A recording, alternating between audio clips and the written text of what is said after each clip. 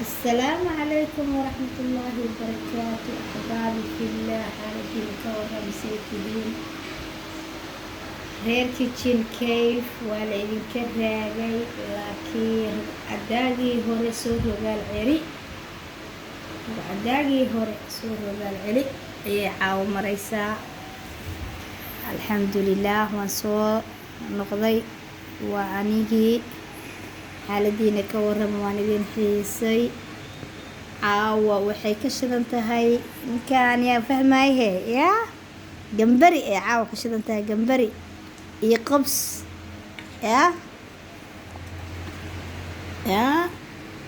qabs iyo gambari ee caawa ka shidan tahay. casho fudud iyo shaahiisa waayaa, biyihiisa caddhab. intaan haysana allah siiyo, inta haysatana ilaahay ha u siyaadiyo.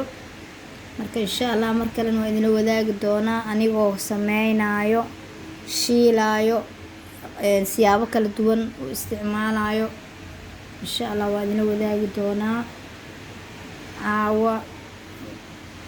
insha allah waxaan idinkugu soo noqday in aan mataqaanaa idinla socodsiiyey in aan soo laabtay. marka insha allah bacda kida hanatawaasal insha allah. aad baan idin wada salaamayaa. haddii aad channelka ku cusub tahay, please subscribe dheh, like saar, comment ka bixi haddii ay ku cajabiday, la wadaag asxaabtaada.